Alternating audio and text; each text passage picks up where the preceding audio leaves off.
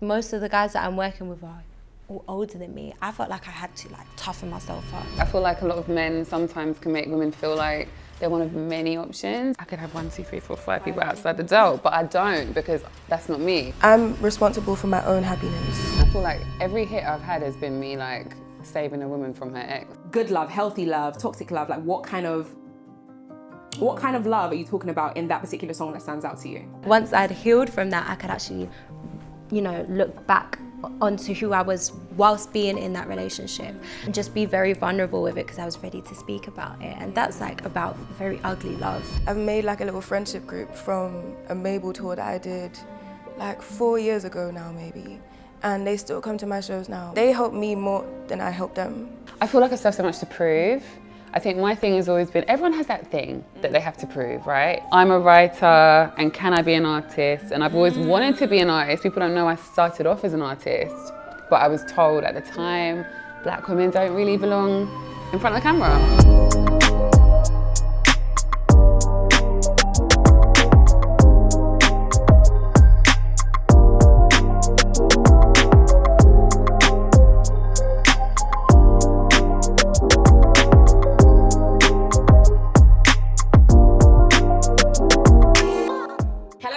Welcome back to another episode of the Wunmi Bello show. Firstly, get into my dress.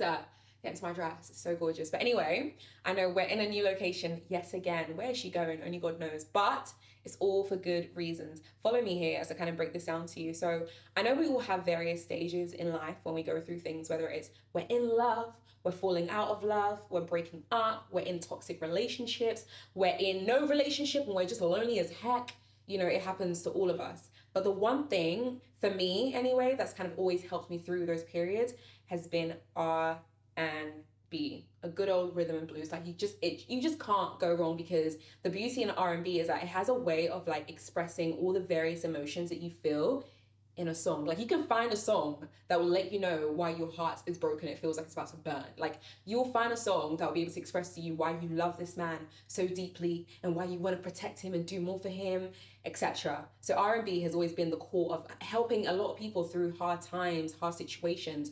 So today I am having a conversation about, what do you think? R&B. And I'm not having this conversation on my own. I'm having this conversation with 3 amazing women in the UK who are absolutely killing it in the R&B space. And the beauty about this conversation is that I'm such a massive fan of all of these individual women for various reasons, mainly because their work is freaking fantastic. So that is what we're doing today. We are talking about R&B with some amazing women. Now this episode is extra special because it is part of YouTube and Google Arts and Culture project Union Black, featuring a curated collection of videos, audios, podcasts, documentaries, stories, photographs. Union Black takes us on a journey of celebrating the contribution of Black British artists, creatives, professionals, and scenes. Told by Black British music community, these stories demonstrate the undeniable influence and impact of Black British music and culture in the UK and beyond. For more stories like this, make sure you click the link in the bio to find out all about what Union Black are doing. Okay, guys, how are we feeling? Good. Amazing. Okay, cool. So, like I said, I'm really excited for this conversation today, talking about R&B, and I am joined by 3 incredibly gorgeous women, 3 gorgeous women right now. So I'm going to introduce them one by one before we get into today's conversation. I've got the gorgeous Callie Claire, who recently released her song that I love. What we're doing. When did we agree to click? I'm clicking for myself. It just felt right. But Callie, I read the other day that your whole thing is about you feel like women have a duty, or women who are in music have a duty to really learn about the business, which I really love. Talk to me about that a little bit. I just feel like, I don't know, for a long time personally, I didn't know what was going on. And it made things like a lot harder. Like the process, I didn't understand. I didn't feel in control. Yeah. And I feel like it's not that hard to learn. And it makes, I don't know, it seems so like daunting. And it's not. Okay, and then we've got the gorgeous Tamera, hello darling, who wrote one of my favourite songs ever. Really? Yeah, so you want to guess what song I'm talking about? Oh. If you get this right. I don't know. It's Lip Side. I am obsessed with that song. And then I was like reading up more so about you, and one of the things that you said was that you always want to bring light into dark situations when it comes to like your songwriting. Talk to me about that a little bit. So I just feel like there's nothing is black and white. Yeah. There's always a grey area in whatever situation, and I feel like I like writing songs that make you feel good, but I don't know. I just feel like there's always like a flip side. Oh, excuse the pun.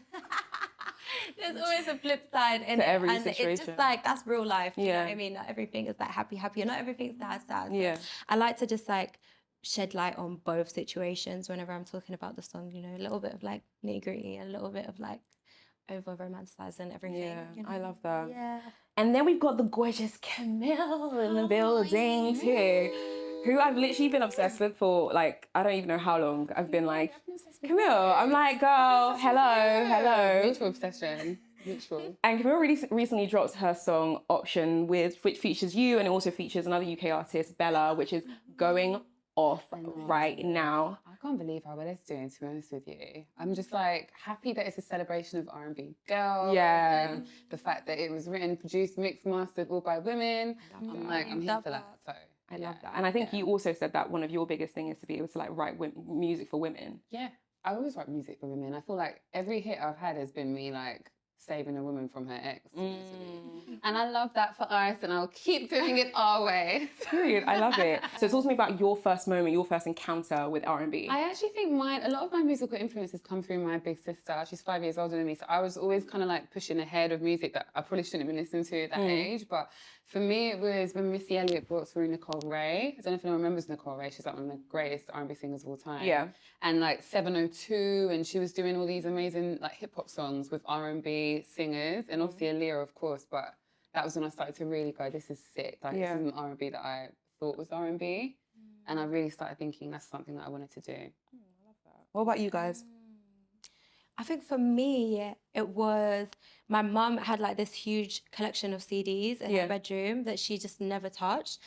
And I was obsessed with music. Any kind of music made me happy, and I just went and grabbed them all, took them to my room, and stayed in there for a few hours. And I was listening to like this greatest hits R&B CD, and I think that's like the first time that I heard Usher. And I was like, who is this person? Like, this voice is crazy. And I think that was the light bulb moment for me when I realised that I really loved it. I feel like there's so many like different moments. Like Usher, like his video where he's in Let It Burn?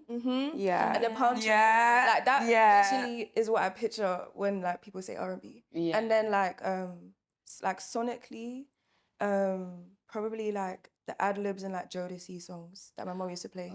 Like the and all that sort of stuff. I was like, what is this? Because my grandma used to play like the Beatles, so there was no like ad-libbing type of stuff going on. So the ad-libs, I think personally, I feel like some of my best music has been written probably out of heartbreak. But that's because like I'm a lover. Like I love deep, and I'm very, very understanding, and I try and be very empathetic to like whoever it is that I'm in love with. So I almost study the person like in depth and just really try and empathize with what they're going through. So it just gives me so many different avenues, you know, to explore when it comes to writing. And then also, you know, how I feel comes into play. It's like, okay, I understand that maybe you've been through this and it's making you see it at this point, but and I can get that, but you still hurt me. That makes me think, like, what do you actually look for in a man? What do I look for in a man? What do you look for in a man, in a partner? Honestly, emotional maturity is a big one. And I think for a long time, like, that didn't even come into my head, you know? No, honestly, it didn't even come into my head, but it really is. Because people are mad. People are crazy. Yeah. And, like, as much as, like, a man can be successful and whatever and, like, look after you, I feel like just like looking after you and making sure that your life is comfortable, it's not the only way that they can really take care of you. And needs, you know what I mean? You need to feel like emotionally safe, and you're able to be vulnerable and know that it's going to be received really well. You know? And I think for me, that really just opens up a space where I'm able to just like let go and really be, you know, a woman. No, I feel you. I saw a video the other day. It was Patricia Bright, and she was saying that it was that she realized initially, like, she thought she wanted her partner to like buy her gifts and like so she can show things online, etc. Did you see that video? Yeah. And then she was like, no, it's actually in like the little small things that you do to actually like make my life easier. And when I think about what I look for in a partner, I'm like, no, just make my life easier with like the little small things that you do. Otherwise, I will die. I don't want to die. What about you, Callie? What are the stages in a relationship that you look for? I think, like you said, emotional maturity. Yeah. And maybe just like, I feel like I'm responsible for my own happiness. But like, if you can add to that, then that's amazing. Do you find that easy to do? Because that's a big conversation that people have, and I love that it's a conversation that we're about to dive into. But just that knowing that you are entitled and you are responsible for your own happiness. But how realistic has that been for you guys? For you specifically, Callie? I feel like if it's reciprocated, like if they're also in charge of their own happiness, then like I can't remember who said it, and I saw it like a couple of days ago, but it was like in a relationship, if you say to the person you're 70% today, and I saw that. Has it been helpful? Yeah, me and Tommy started doing that exact thing the other day, and it was really good. I just feel like it just makes so much sense to me. Let me just give the viewers some context. So basically, it's when you come home and then you say to your partner like, "Oh, I'm on level 7. I have 70% energy today. Or I've got 30%. Can you?" And you kind of just find a middle ground, right? Yeah. How's it been for you? Or how did you feel about seeing it? Yeah, I feel like it works. Yeah. Because if you're two people, you're ultimately gonna add to make something together. Yeah. And like, I don't know. Yeah, we have to work together in a situation. Otherwise, what's the point in being in a relationship? I think it saves you from going through so much confusion as well, isn't it? Because like maybe your partner might come home and they're giving you a little bit, their energy's a bit off, and unless they say something and they're You open won't know. about it, you're just like, oh, what's wrong? Like, what are you thinking? Why are you feeling like this? Have I done something wrong? Whereas like, if it's just a normal conversation, it's like, okay, baby, I got you. Yeah. Don't worry. And then sometimes when you're trying to like suss the energy out and you're just so well off, like I tend to be well off. I'll be like, is there something wrong in the man? The poor man will be like, no, I'm actually fine. Like you're putting emotions on me that aren't even there. So now I can understand why that saying, where you at, etc. can be helpful. 100%. Because I was having a really bad week this week. Yeah. And I was just feeling really down. And one day I was just like to Tommy, I'm on 30%. And he was like, okay, I got you, baby. And I was like, yeah. And then he made me dinner. Oh my gosh. It's a really, really good tip. You're right. I think it's really helpful. I love that. Yeah, it was cute. I love that so much. Okay, so I want to talk about females, obviously females in R&B. A lot of the time we talk about, you guys, we look at me as if I'm an artist. I'm like, we talk about, but you guys talk about, relationships a lot. When you think about some of the songs, your greatest songs, the ones that you feel the most attached to, is there one that comes to you? And two, if there is one, is that one that is more so centered around good love, healthy love, toxic love? Like what kind of love are you talking about in that particular song that stands out to you?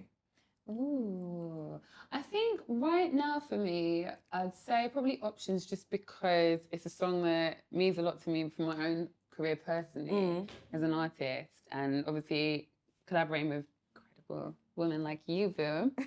But I think for me, what that celebrates is a healthy love towards yourself, empowerment, understanding that you're not the only, you're never just an option. Like I feel like a lot of men sometimes can make women feel like they're one of many options, and I don't like that.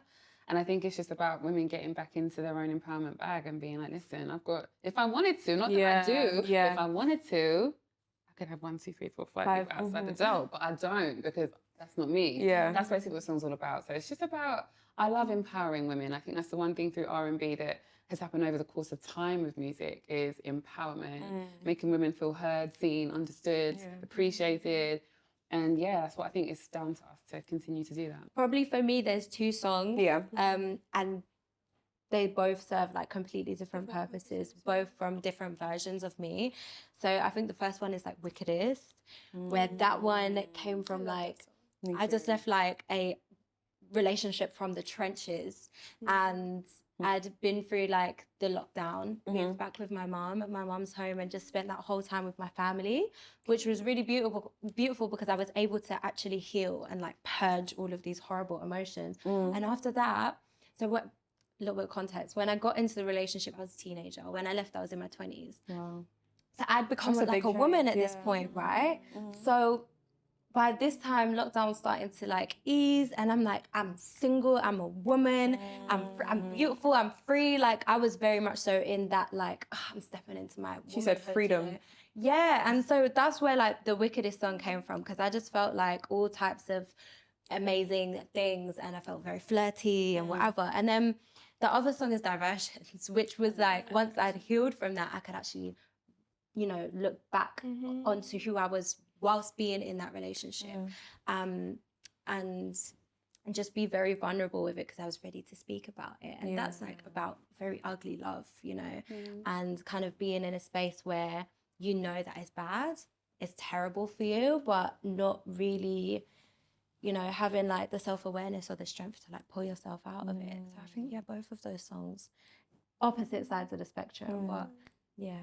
I want to tap into that just a little bit for you. Looking at the difference between the two women that, you know, you were when you were in the relationship, and kind of looking at you now with your new song and what you've learned from that relationship, how do you cater to that old version of yourself? Do you still cater to her? Is there a need to? And by cater to her, I mean like, recently I was having a conversation with my friend, and she was like, oh, a lot of the time we think that we just need to move forward and like keep going. And a lot of the time, in order to move forward, you actually need to go a couple steps back and actually look at, you know, the various things that you've done and see whether or not they align, and like almost kind of fix and nurture that version of yourself in order for you to grow. Otherwise you kind of you stay stuck in like one particular place. So how do you look back at like that old version of yourself? Does it still require healing, or do you feel like you've moved past that now? I think it requires a lot of growth, definitely. I've always been a babe that is like, oh, it's hard, okay, bye. I'm moving on, you know, like whatever I've been through, after I decide, you know, I'm gonna cut ties with the situation. It was a thing where like I would never think about it again, and I've got certain things to do, but then that stuff, you know, you're pushing it down, you're not letting it out. So you're not dealing with it. catches up to you. It catches up to you. You'll find yourself in a situation where you're heavily triggered, and you're like, I know exactly why this is happening. So, you know, it gets to a point, and for me, this point was last year, April, where I really had to just be with myself for a few days and cry and scream and just really allow myself to feel everything that I've kind of just neglected, you know? And after that, I think it's you got to hold yourself accountable for the way that you deal with things, you know? So I've been learning ever since then, you know, how to really just feel everything instead of just trying to ignore it, you know? Because it's so important. Like you need to really, you really need to let it go in order to move on. I think we feel like our job, part of that is the joy of our job, I guess, is to be able to process our emotions. This is what we do every day. I feel like I've been doing this for the last 10 years, is trying to process emotions through the medium of song, which is not always easy, but it's actually a form of therapy. And I've only realised that recently, like how able I am to discuss things and communicate things. I'm probably a very good communicator because of music and my relationship with music. I've had to be able to translate emotions as a job. So I think as an R&B girly, that's definitely something we're able to probably do better than most, because we can just talk about that shit and we can just say it and just be in it. Really be in how you feel. Let's actually talk about that. You guys' journey. You're at amazing points right now, releasing songs, going crazy. Things are just popping off, but it's taking steps and things to happen for you to, you know, get to the stage that you're at. How do you feel about your journeys, your various journeys overall? I know you guys have very different come up stories. Oh my God. So talk to me about them. Well, I'll start. Mine's been bloody hard. Weren't you a lawyer first? Babe, I was a stockbroker. I was Really? in finance. Yeah, I started in finance. And I walked out of my job. I was like, Neo, I took the pill that said, bye. And I plugged out. It just wasn't for me. It just wasn't for me. And I never encourage anyone. I hate talking about it because I feel like people saying you should walk out from a job, but that's not what I'm saying. It just wasn't my love. And I think starting my career in music, I was lucky to have the first song. I was a songwriter. I went to #1 and I had a really easy in. That doesn't always happen. But since then, I've been hustling. And I feel like as a woman, when I started, there were hardly any women in studios. There were hardly any Black women on stage. Like, it just wasn't a thing. It's definitely now becoming more supported, and, you know, there's a community of us and we all talk, and it's a beautiful thing. But I definitely feel like it's been hard. Even now I produce, you know, not just songwrite and not just sing. I don't know any Black female producers that are prevalent in the industry. I don't see many of them. which is why I fight so hard for my credits, because I want people to see, actually, no, I'm a woman who's doing this. So I don't know, I think there's still a lot of work to be done, and it has been really, really hard. I feel like I'm surrounded by men a lot of the time, and I just didn't like that for me anymore. I think I want that side of the industry to really change. Okay, we're going to come back. I don't want to tap into the conversation about men just yet, because I think it's so big for all of you guys. But yeah, I want to, Tamera, what about you? Your journey has been, I feel like I've watched your journey from the jump, really. Really? Yeah. Yeah. I mean, it's been a long ass journey. But yeah, I mean, I feel like I've just been like, I've been so many different people since I've started, because I started young, like 16. Yeah. I you know, that was like my first into the industry, and it was a weird because it was like via like a talent competition. Yeah. Where did you go? Huh? Where did you Thanks, actually. Why am I learning every time? Yeah. Oh yeah. Sorry, don't mind me. But the vibes were very different, I will say. The vibes were very different. Yeah, the vibes were very different. And I was like, I was just super young, but it kind of put me in like a certain space by default, you know. I ended up like being signed to a major, but it was like a very pop major. I mean, you've worked with them before, Psycho, and it was like I don't know, I feel like they had like a certain vision for me, which I'm, you know, being 16, 17, I still have a lot to learn about myself and what I want to do, like as an artist, whatever. So I had to, you know, I took time just to be in development for years until I, you know, found what it was that I really was drawn to and what made me feel alive, because I've been a writer like from a young age. I found, you know, I fell in love with writing and just like painting pictures in people's heads. Like when I was in primary school, I just was so obsessed with it. I thought it was incredible. So, you know, when I kind of got the opportunity to come into the industry, it was really important for me to do something that I'm proud of, not just do it because, you know, I might get successful or someone can make this happen for me. I'm like, I really want to come into this with intention, you know? So it took a long time for me to actually release music. So. I just want to just break that down just a little bit, right? You said something that's interesting that I don't think a lot of people will have the courage to do. You said you decided to like take a step out and just kind of go into development mode instead, because you could have gone a completely different route and just been like, I want the shortcut. I want to get what I want to. I want to get into this bag. I want to do what I need to do and just, you know, go with the direction they gave you. What made you? I guess what made you decide to kind of do what felt right for you at that point? I just like, I think there was a lot of people trying to give me direction creatively, and none of it felt authentic to me. So I was just like, you know, I just didn't want to do it. And I tried, like, I got into a space where I was like, there was a lot of like kickback from me, and I'm like, you know, they're like, we'll just put this single out and it's gonna go to radio, and I'm like, okay, but I don't really want to be known for that, you know. So there was a lot of kickback, and then it became frustrating, you know. I was like teenager at this major with all these adults, you know, professional adults telling me like what to do and how to blow and do this, and I'm just like, I'm so sorry guys, just like leave me alone. Yeah, literally just leave me alone. And I met Naughty Boy. And he kind of just took me under his wing, which probably like he has had such a huge impact on like my journey. I was doing a session. Yeah, literally. Yeah. He was like, girl, you like hardly spoke to me.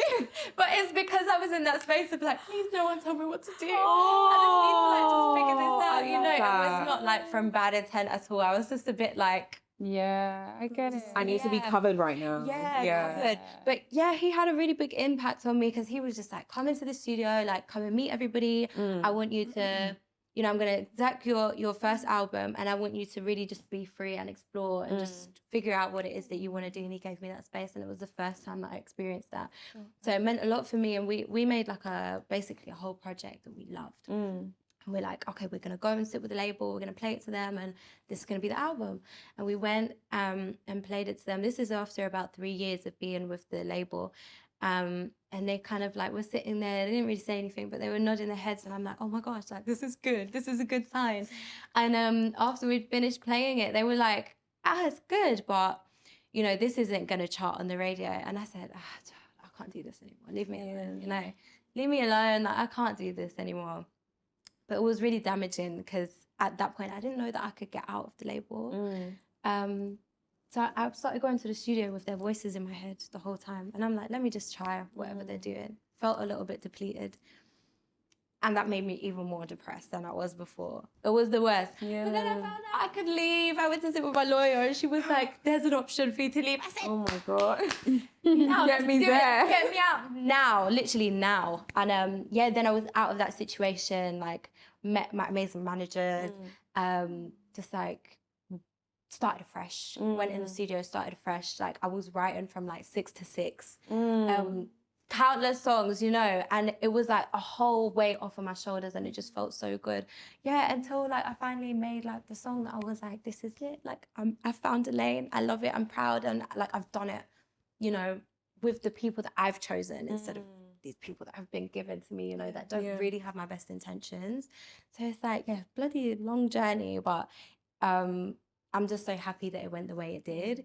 You know? And the beauty in that story you just told is the fact that it's all authentically you. Like now you're creating music from a place where there's no other voices like making you or forcing you to do something. And I think a lot of artists, like we've heard this story from so many women who've come into the industry and unfortunately they get pushed in the wrong direction and now they have to go down this hole. Like your story is beautiful because you actually came out of it and now you're able to just exist and do what you want to do. By the grace of God. Amen. What about you, Callie? Talk to me about your journey so far. I think I started off kind of different. I started off doing like musical theatre stuff. My mum put me into it. She's not like a stage mum. Yeah. But it's literally just because I'm an only child. My family is so small. So like I just didn't have any like playmates basically. So she put me into a drama school on the weekends and I was like 5. And I just fell in love with the singing part and kept going. And then that progressed into like other drama schools, and then I knew that it was something that I wanted to do, so I started going to like talks and looking for opportunities here and there, and I did so many different things. Hackney Empire, like a big part of like the reason why I'm a songwriter, I feel like. They did a program called the Artist Development Program. It's like a 2-week program in the summer, and it's like a cast of like 50 young people. Yeah. And you write, direct, choreograph, everything, compose. This show, it's like an hour-long piece, and you put it on in the Hackney Empire. And that was like my first like taste of just like putting together something and like being part of the process, and then I loved it. And then we went to Edinburgh Fringe Festival. I feel like there's been so many like steps to get to where I am. And then I got to the studio. Yeah. And like the studio and performing like in real life, I feel like are so different. Is there one you prefer more? I feel like it alternates. Yeah. I used to prefer live, and then I like fell in love with being in the studio just because I felt a bit safer. Because it's a controlled environment. You can try again until you're happy. You can, I don't know, yeah, I just feel a bit safer in the studio. But then I've been doing like a lot of live recently again, and just seeing people after COVID and that sort of stuff, and being in the same room as people. And I just love like hearing people sing all at once. Yeah. I just feel like choirs, I don't know what it is about it. Even if it's not like a choir and everyone's trained, but like just people singing in a group just makes me feel like home. But yeah, started getting in the studio, and my first like proper session was with a guy called Jay Warner, who is amazing. Yeah. And like if you don't know him, that is a crazy entry point. And Nana Rogues, who like is also amazing. He's done like Drake and all that sort of stuff. So it was like a crazy entry point, and I just thought like that was how a normal session went. It was an amazing session. So that was kind of like my standard from like then on. And then I just kept going, and you know how it goes, like networking and just trying to like leave songs or like sample packs or like everywhere I went, and just kind of making a name for myself. And how have you found the journey? If you could have a word to kind of describe like your journey so far, what would you call it? Well, a process. A process. I feel like it's not good or bad. Mm-hmm. I feel like there's a balance of both in the my process.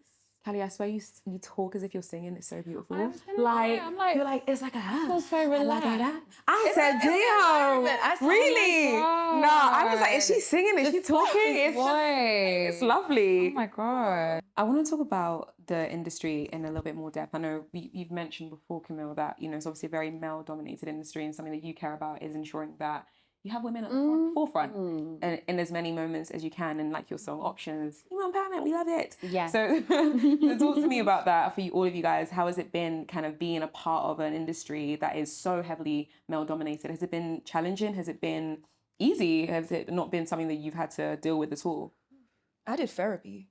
Really? Wow. Because of it?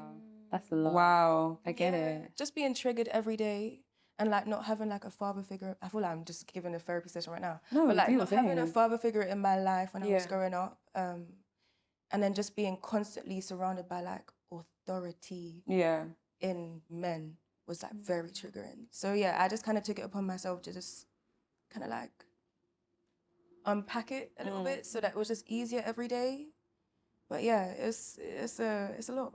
And I think from, when I started young working, and most of the guys that I'm working with are all older than me, I felt like I had to like toughen myself up, Like I'm a girl's girl, do you know what I mean? I'm girly, and I was walking in the studio and like, yo, bro. That's mad.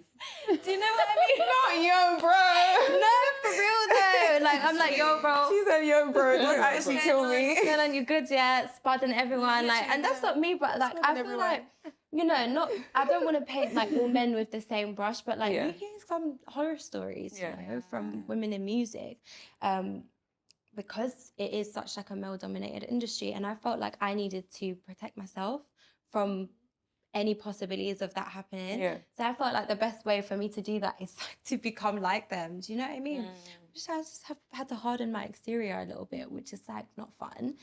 But yeah, like I've been really, really lucky and blessed. A lot of the people that I've worked with have been really great people, and they've taught me a lot. I just want to see more women in these space. areas. You know what I mean? Yeah. And like we are creative beings. Like we create. We Our whole essence is to create. Yeah, exactly. So it's like it's only right. Yeah. How was that for you guys when you were in the studio working on Options as a group? Like chaotic and really So fun. chaotic Like, and amazing. it was. I don't even remember us doing any work, to be honest with you. Yeah. I'm like, what happened? There's some footage of what happened. Thank God we have that, because that day went so fast, and I feel like even me just being the producer in the room, I don't even remember what happened. It was weird. But it was so much fun. It was so much fun. They're just the best. Yeah, it was the best. Like I remember. It should be though. It should be fun. Yeah. Exactly. Yeah. I mean, even from my perspective, like, when I think I've had like maybe like 35 platinum records, and maybe like 10% of those were with girls. Oh. And I wasn't even saying that to drop it to flex. Small flex. But I mean, it's more to illustrate, of those many songs, there's hardly any that were made by women. Yeah. And that makes me really, really sad. And I mean, I do notice sometimes you can be in situations where you kind of have to really stand your ground, and even little things like sorting out splits on a song where I might know I've done a lot on a potential hit. But because I'm a woman, saying that I feel like I've done A, B, and C might come across either being bitchy or being like, oh, there she is. That there's also the Black woman element of it, which is very real for me. I feel like even sometimes saying something, I'm painting with a different brush. So there's so many different nuances to being a woman in this industry that I have to deal with. But I would definitely just express to everyone out there, you have to stand your ground. Like, if you've come with talent, you've come with source, you've come with whatever you come with, that's your talent. An accountant doesn't, work a whole day's work and not get paid for it and not get what they deserve. So I feel like it's the same for us as women, particularly. We're so overshadowed a lot of the time that's why now my whole rhetoric is just women, because it's just so overlooked. And I feel like the one thing I can do as a woman now, I've built myself to a place where I have a tiny bit of a platform. It's the least I can do is bring in other women. Like last year, I spent the whole year with Fred again, who's an incredible artist. We just literally brought through about 10, or I think it was even 20 female producers, spent the whole year mentoring them, listening to their beats. Every month they come back and we do stuff, and there's so many of them that are doing really well now. So I'm like, that's what I need to be doing more of. That's the least I can do. when we even talk about, I think one thing you guys have spoken about a lot is about the sisterhood that you kind of feel when you're, you know, when you guys are making songs together. Yeah. How has that been for you? Because I think maybe it's different in UK culture, but when you hear a lot of American artists talking to like Nicki Minaj, she'll call the industry like a corporate machine, or Naomi Campbell, she'll just kind of say it's very much like you and you alone, like just every man look out for themselves, basically. Has that been something that you guys feel in your industry, or do you feel like there's been more of a community around like sisterhood and you guys like amplifying each other? I think from my experience, I feel like it's been completely like a sisterhood. I mean, from working with like Rihanna to Miss Banks, I'm like, everyone has just shown me so much love and made me feel really supported. And like, you know, oh my God, everyone will text me and be like, Cam, well done on this, and blah, blah, blah, blah. And I love that for us. I think it's definitely a different place to what people might think it might be. We're not out here competing. I think we're all here supporting each other. So yeah, I haven't experienced that. I've only experienced love. I only give out love. I think that's the most important thing for me. Give out what you... Yeah, I'm not one of those people out here like hating online. I'm one of those people like, I will message you. If I love your song, I'll be like, oh my God, that is amazing. Yeah. Can I get in the studio with you? I think I begged you the other day when we were in the studio, can I work on your new album? I love you so much. That's just how I am as a person. So how do you guys feel? Do you feel like it's been different for you? I feel like for me, I'm seeing way more of it recently, of like the recent years. I think, I don't know, like obviously because most of my journey has been in the studio, like not really releasing stuff, but now I just feel like there's so much more of a community, and we realise like how important it is. Like R&B is like, I guess it's not a new genre for this country, but it's you know, it's getting a way more shine at the moment. We still got a lot of work to do, but I think that comes with us, you know, just realising that there needs to be a big sense of community with us. Like, you know, like I see, you know, the rapper boys, they're all jumping on each other's songs, they're all together sharing fans and everything, you know. Yeah. Because even like when I slid in their DMs to us and to be on the song, do you know what I mean? I know I might have your number, but I was just on Instagram, I was like, yo, Cam, yo, Bello, will you be on this song? They both said, yeah, they were there in the studio the following week, and I feel like, you're right, rappers do that all the time, and us women can do that even more as well. Yeah.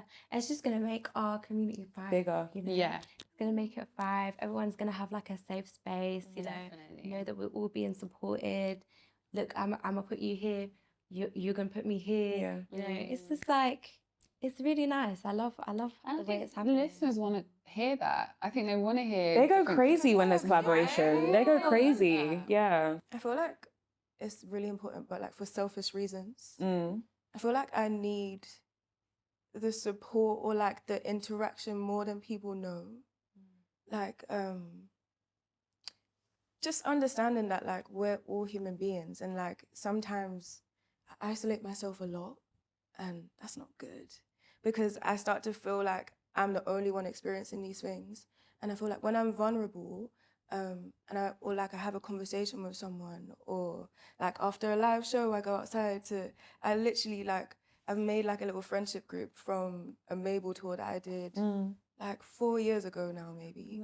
And they still come to my shows now, and I see them at every show, and I go outside every show. I'm like, we take pictures, and now we're gonna have like a little like update. But like they help me more than I help them. And like, they don't know that. Maybe they will now, but yeah. The other day, I like accidentally made a group chat with everybody on my contact list. I am done with I was uploading an episode of my show, so I wanted to send it to my people to be like, oh, can you guys just like retweet this, blah, blah, blah. Made a group chat with every single person who has my number in this like massive group chat. So it was like 500 people in one group chat. And then like, I was like, oh my God, I'm so sorry guys, everybody exit. They didn't exit, they just all started sending out what they do. And it turned out to be like a networking group. It was, and then they all like messaged me privately. They were like, I know you've left, but this is really helpful, because people are like, oh, I do this, I'm a hairstylist, I'm a model, and they're like, oh, connect with me. I was like, oh, look at me. So like, right? You're in the group now, you still No, because I'm out, because I created a group so no one can put me back in. But yeah, they were like sending me group chats, screenshots, like, look, people are really doing something with this thing that you're doing here, right? I know, I mean, maybe the contacts are even on your phone. But no, I wanted to ask you guys, just to like close off the conversation, thinking about, you know, we're like 5 months into the end of the year, right? It's about 5 months, which is insane, by the way, insane. Already. But how are you, what are you aspiring for towards the end of the year? What does the future look like, even beyond 2023? What are the things that we are putting out there that we want to receive in this UK R&B space that we're going to take so global? I want it all. The world is mine. It's mine. I do like you want everything. I feel like we all do. That's why we're here in this space. Like, but I definitely feel like I just want to. I feel like I still have so much to prove. I think my thing has always been, everyone has that thing that they have to prove, right? It might be that, you know, you want to prove that you can be an incredible presenter. You want to prove that you can be an incredible life, whatever it might be. Yeah. For me, it's been, I'm a writer and can I be an artist? And I've always wanted to be an artist. People don't know I started off as an artist, but I was told at the time, Black women don't really belong in front of the camera. So that was my thing. So I feel like I have this thing to prove that yes, I can be the artist that I always knew I wanted to be. And I think that's why I want it all, because even seeing little milestones being achieved, like, you know, being Radio 1's Track of the Week 2 weeks in running as an artist now with an R&B song. Yeah, on Radio amazing. 1, as we speak, like, for me, that's a huge win. Yeah. So I just want it all in that way. I'm going to keep going, do loads more shows, just have moments and just win as much as I can. And more TikToks, we're enjoying them. You like my TikToks? Carry on. I really have this love-hate relationship with TikTok, as we spoke about. If you guys like my TikToks, will you please comment? Because I feel like I struggle so hard on TikTok. I do. But anyway, I love that. Thank you so much. Follow all us R&B girlies on TikTok. That's what you can do to support us. Please, we need the support. What about you, Tam? I mean, agreed. Everything Kamille said. Like, I think, you know, by the end of the year, I'm going to have my second EP out, which I'm really, really excited about. You know, this one is like very dear to me. It's quite honest, and I'm like, I hope everybody just takes this in like with love. So yeah, that's exciting for me. I feel like putting that out is going to give me a lot of healing as well. Just shedding. Kind of. So yeah, like I just want it to reach all corners. Yeah. I'm trying to go to LA as well and start my album. Yeah, I know. What the hell? That word. Right? I don't feel like I hear it enough. Yeah. Seriously. Like, I don't, when I hear it, I'm like, what did you say? It's because I think we're told that you shouldn't really be putting out albums until you're like this big thing. I think it's a really weird concept thing that happens in the music industry, whereas really, you can drop an album whenever you want. Like, it's your career. Yeah. I feel like I'm taking a leaf out of your book. Just like being involved in the production process. Yeah. Because I've always produced a little bit and like co-produced here and there, but just never felt confident enough to actually produce a song, like solely. So I feel like I want that to be like a focus, and I'm doing daily practice and like making beats so that they can turn into songs. Yeah. But yeah, I feel like that's like a big focus for me going on, just being like self-reliant. I want to start doing like every time we're talking about TikTok. Yeah. Every time I post on TikTok and do like my like songs in bed or like that sort of stuff, people are like, wait, but how did you engineer this? And what equipment did you use? So I feel like I kind of just want to start like shedding light on that as well. Definitely. Just because it's so accessible, it's not hard. Yeah. And I feel like if more people knew, like more people would be like Going after it. Yeah. Doing what they want to do. Guys, thank you so much for having this conversation with me. This has been so wholesome. And like the vibe has felt very like R&B-ish. Like, I don't know, it's just been very chill. I don't know if it's Callie's like singing voice or like what. Callie, you need to do Callie, do you know what I mean? You need to do like a morning like good morning. So hypnotic. It's like so layered, it's amazing. So layered. But You are amazing. Thank you for having us. Thank you for doing this. Beautiful space. Amen. I just want to say a massive thank you to Union Black for making this project happen. It's so important to amplify our voices by having conversations like this. So to make sure you find out way more about what Union Black are doing, make sure you click the link in the bio, and I'm going to see you in the next episode. Bye.